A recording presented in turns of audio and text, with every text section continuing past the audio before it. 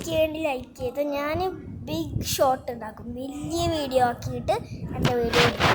എന്നുവെച്ചാൽ മോർണിംഗ് തൊട്ട് ഈവനിങ് വരെ അങ്ങനെ ഞാൻ ഫുൾ ഷോട്ട് കൊടുക്കും. എല്ലാവരും പറയാറുണ്ട് ചെറിയ ഷോട്ടാണ്, കുഞ്ഞു വീഡിയോ ഇടും, കുഞ്ഞു വീഡിയോ പറഞ്ഞില്ല, കുഞ്ഞു വീഡിയോ ഇടും.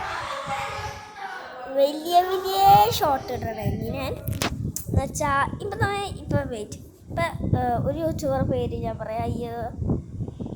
ഓക്കെ, ഇപ്പം ടിയക്കുട്ടി വിചാരിക്കും.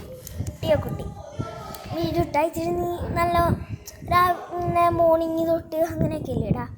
അതേപോലെ ഞാനിടണമെങ്കിൽ നിങ്ങൾ ലൈക്ക് ചെയ്യണം ഗൈസ്. എനിക്കിപ്പോൾ ഒരു വീഡിയോ ഉണ്ടായിട്ട് ഡാൻസിൻ്റെ എല്ലാവരും കണ്ടിട്ടുണ്ടാവും. 33 ആൾക്കാർ കണ്ടു. പക്ഷെ എനിക്ക് 6 പേര് ലൈക്ക് ചെയ്തിട്ടുള്ളൂ. അത് മോശമല്ലേ ഗൈസ്? 33 ആൾക്കാർ കണ്ടു, പക്ഷെ 6 പേര് ലൈക്ക് ചെയ്തിട്ടുള്ളൂ. അതെന്താ? 33 അത് എൻ്റെ പെത്തക്കാരൻ തന്നെയാണ് കണ്ടത്. ഞാൻ ലൈക്ക് ചെയ്തില്ല ആരും.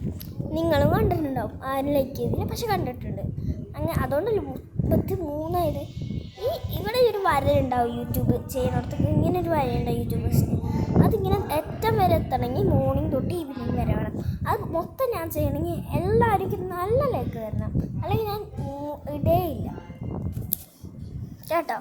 എനിക്ക് മുഴുവൻ തരണം ലൈക്ക്.